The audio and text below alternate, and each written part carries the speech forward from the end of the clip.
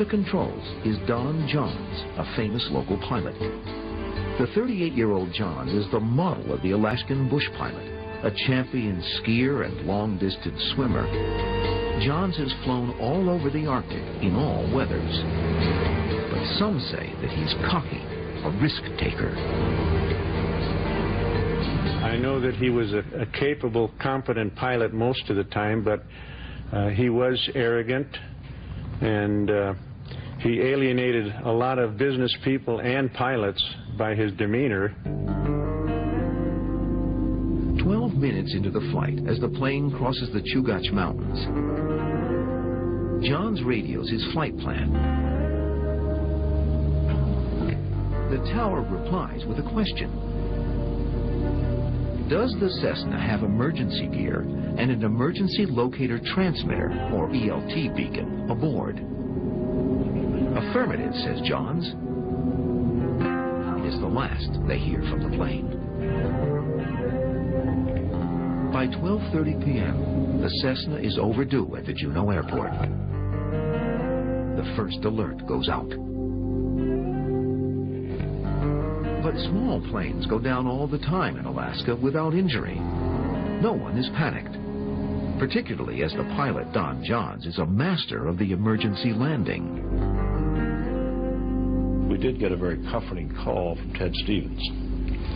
Senator Stevens had been with the pilot many times who'd flown the plane, said that he personally had been down with the pilot twice, that he was a bush pilot that very well knew what to do if you got in some sort of emergency condition, and don't give up hope because the guy's liable to be down someplace and they'll find him.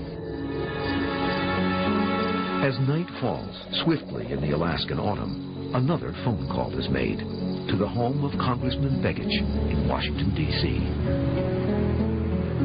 You know, Mom got the call, you know, that there was problems, that the plane hadn't made it in. And I remember that morning when she came and told us kids, and there were 6 children, you know, we were all getting ready for school except for the youngest, and the question was, you know, do you want to go to school today because it's going to be on national news, there's going to be a lot of questions. You know, and we're Alaskans. You know, we went to school. We did what we needed to do. But a well-meaning comment from a classmate shatters their stoic northern composure. She says to me, you know, we're so sorry, you know, that the plane was going down. And I got mad and I flipped out and yelled at her and said something. I can't remember what it was.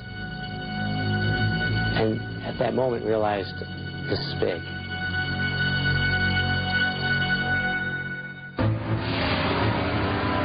When we return, top-secret jets join the famed Alaskan Civil Air Patrol in the largest search operation of the 1970s.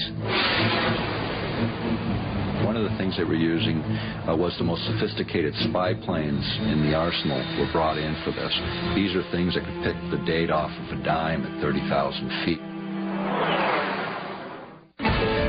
Elsewhere in the world in 1972, in Reykjavik, Iceland, Bobby Fischer defeated Boris Spassky to become the first American world chess champion.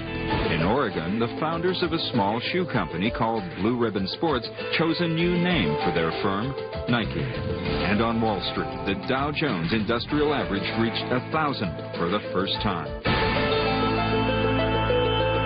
To search any time in history, please visit the World